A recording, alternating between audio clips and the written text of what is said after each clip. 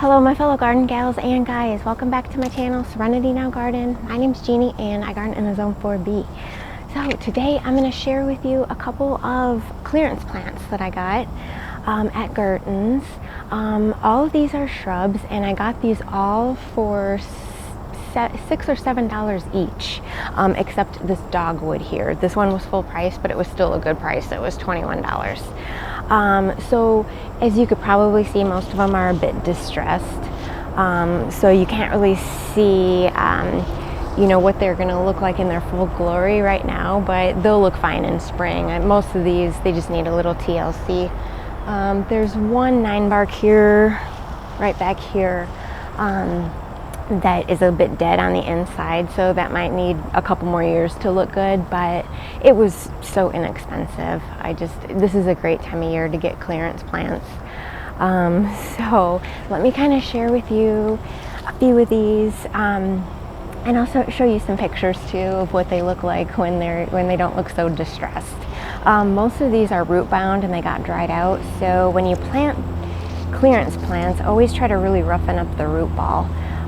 Plant, you know, with amended soil. I usually do some compost, and just make sure they're watered well until the ground freezes. So anyways, this one is called Ivory Halo Dogwood. Let me give you a close-up. So as you can see, this is distressed, but you could see the variegation on this. It's just really gorgeous. This one stays a bit compact. Let's see, this will get about 5 to 6 feet tall and wide. Dogwoods could take a little more moisture and a little more shade as well.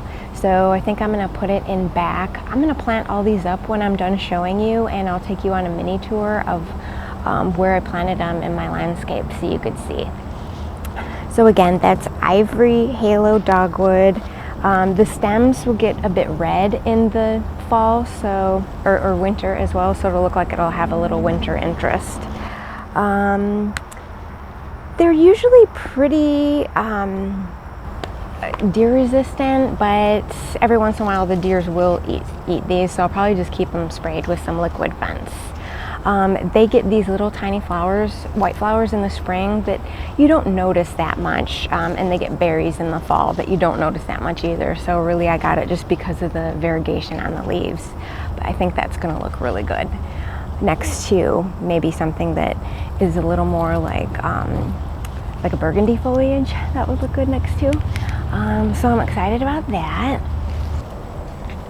All right, this one is called Garden Glow Dogwood. This is the one I got for $21. It has little berries on it right now, and it blooms these little white flowers as well in the spring.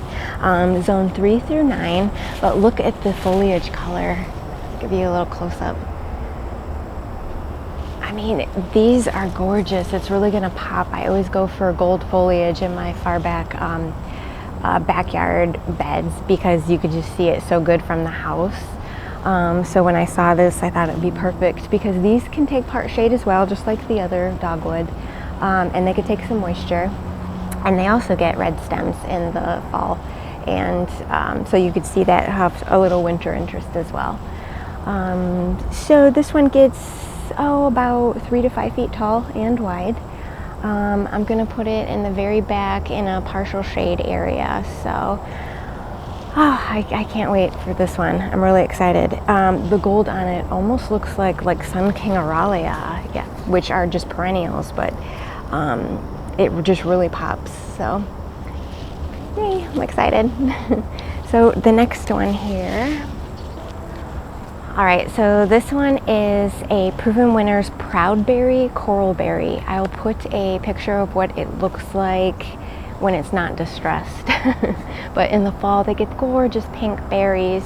Doesn't have them right now. It probably got just 2 dried out this year, so this one really needs some TLC too. But let's see here. Good from zone 3 through 7. It gets 3 to 4 feet tall and wide. The bloom time is summer and it gets the fall fruit, and it likes about like a medium moisture. and it says it's good for cutting. You know, like the berries just look so cool in like a floral arrangement. This was, like I said, was a really distressed plant, so I got over 75% off. So, you know, even though it didn't have berries, I just thought, I might as well give it a try. I love Proven Winners plants too. They always usually work out really well for me. And they don't usually spread, you know, they're usually a little more compact. So yeah, I'm excited about that. We'll see how that goes. All right, so these last three are all gold Ninebarks. Like I said, I really like that gold color in the back of my yard, just because it's really eye-catching when you're up at the house or looking out the window. These don't look like much now. They're really distressed. They need a lot of TLC, but in the spring they'll be like a really bright gold. So I really can't wait for that. There's 3 different ones here. They almost all look the same right now, but I'll show you some pictures of what they look like in bloom. This one we'll start with. This is a Proven Winners. This is a tiny wine gold. This gets, like I said, it stays more compact, like 3 to 4 feet tall, or 4 feet tall and wide or so. But this gets white flowers in the late spring that have like a pink tinge to them as well. So that's going to be really pretty. I'll put a picture up of what it looks like fully grown so you could see. Ninebarks are really easy. You don't want to prune Ninebarks. They don't like to be pruned. After they are fully established the first year, they can take drought conditions. So I have a drier area in the back that I'm going to put these. I think they'll do well once they just get to be healthy. But Ninebarks are so cool. They're just relatively easy. Anything else about this? Yeah, this one gets about 3 to 5 feet tall and wide. And usually it's pretty pest resistant. This middle one here, this is called Raspberry Lemonade. And let me show you a picture of what this one looks like because it's really cool looking. This one, these all take full sun. They all bloom in spring.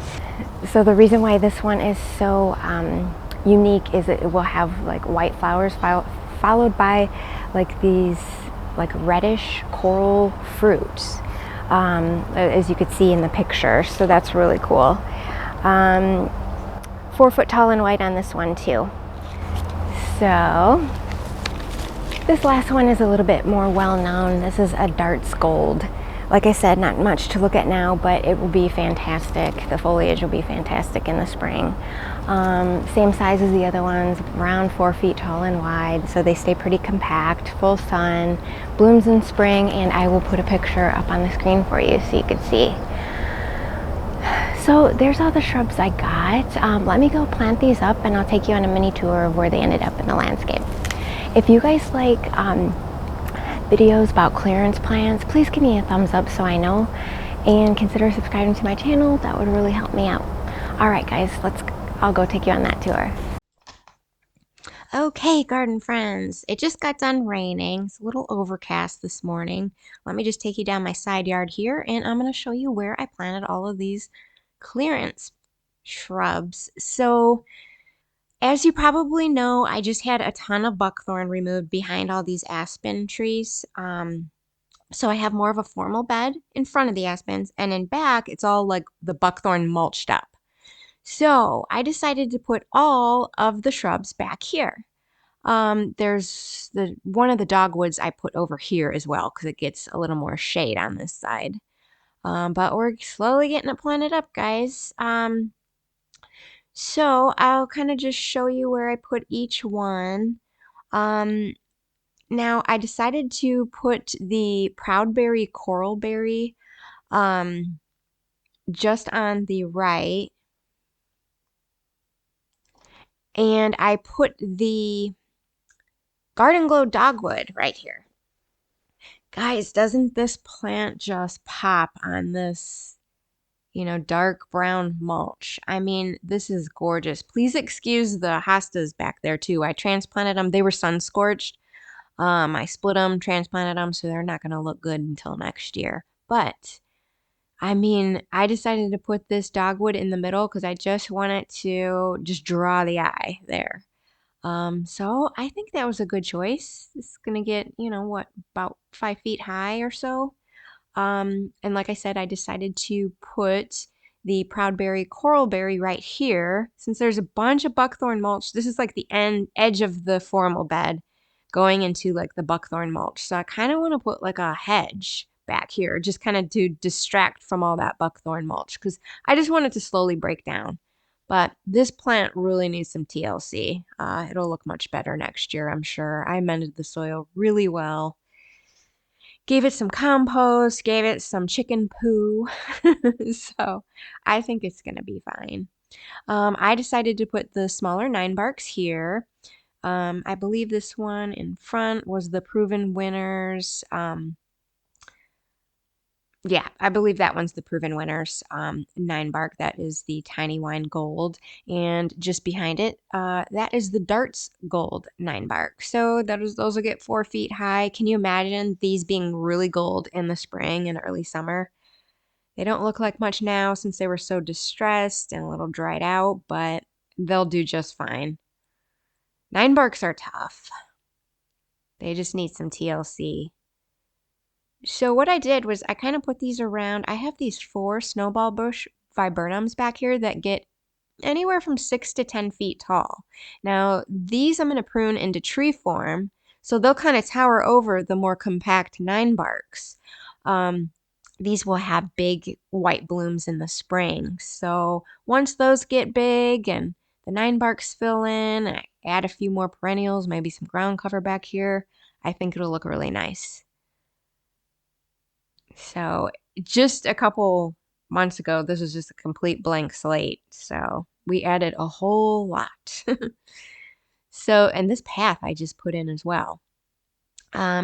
This Ninebark I added a few weeks ago. This was a clearance plant as well, but that one's a Festivus Gold by Proven Winners. Still 4 feet tall.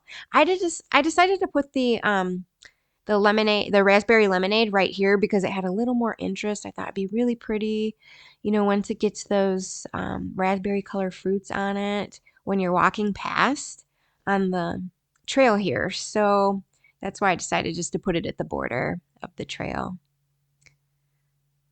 So once that fills in, I think it'll look good. Now on the left here, I got some Sun King Aurelia up front. I got a lemon thread false cypress in the back that's going to get about 4 feet tall. So I decided to put the Ivory Halo Dogwood over here. It's just between this Hosta and the Sun King Aurelia. See right there. Those Let's see, I think those are Francis Williams Hosta in the back. Those were sun scorched. I moved from the full sun area. So they'll look good next year. So just try to picture that filling in there. And this is just gorgeous, isn't it? Can you imagine when it gets about 4 feet tall? It's really gonna fill in that space well next to that Sun King. So yeah, I'm really happy with this. We're getting there, guys. I just love finding these deals. I wouldn't be able to fill in this space if I didn't find all these clearance plants because it can get quite expensive. But we're getting there. Very happy how it turned out. I got some Ajuga ground cover there, but I need to add a few more. So we'll see how that goes. But thanks for coming along with me, guys. Thanks for watching and happy gardening.